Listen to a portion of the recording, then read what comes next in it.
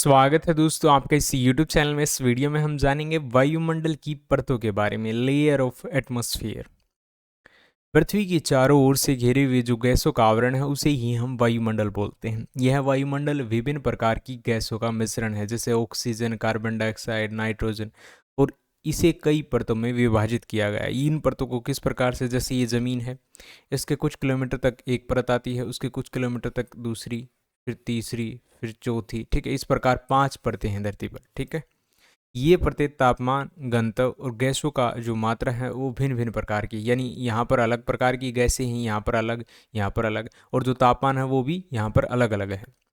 तो सबसे पहले आता है सौरमंडल, जिसको हम ट्रोपोस्फियर बोलते हैं। इसकी ऊंचाई है 0 से 12 किलोमीटर, यानी ज़मीन से लेकर ऊपर 12 किलोमीटर तक का जो एरिया है, इसके बीच का जो भी एटमॉस्फेयर है वो आता है सौरमंडल में।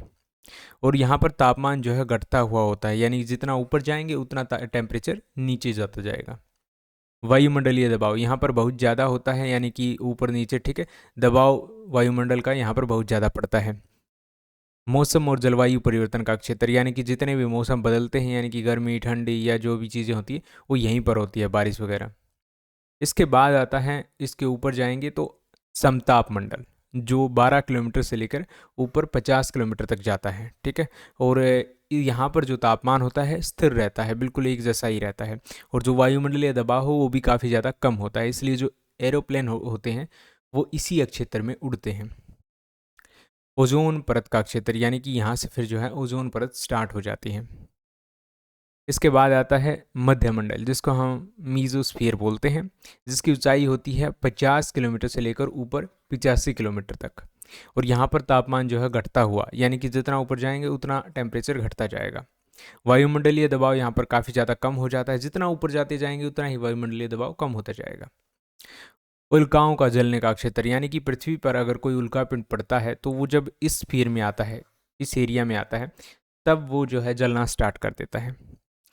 तापमंडल, जिसको हम थर्मोस्फीयर बोलते हैं, इसकी ऊंचाई है 85 किलोमीटर से लेकर ऊपर 600 किलोमीटर तक का जो बीच का एरिया है उसको हम तापमंडल बोलते हैं। और यहाँ पर तापमान जो है बढ़ता हुआ, यानी जितना ऊपर जाएंगे उतना टेम्परेचर बढ़ जाएगा। और वायुमंडलीय दबाव यहाँ पर बहुत ज़्यादा कम हो जाएगा। वायुमंडलीय दबाव तो जितना ऊपर जाएंगे उतना कम होता जाएगा, लेकिन जो तापमान है वो अलग अलग है, जो परत है उसके हिसाब से डिपेंड करता है। ठीक है, जैसे तापमंडल में यहाँ पर बढ़ता हुआ है तो मध्यमंडल में यहाँ पर घटता हुआ है। अरोरा का क्षेत्र माना जाता है ये।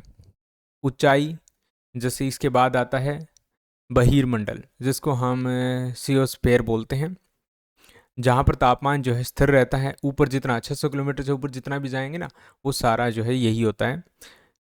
और यहाँ पर वायुमंडलीय जो दबाव होता है बहुत ज़्यादा कम हो जाता है।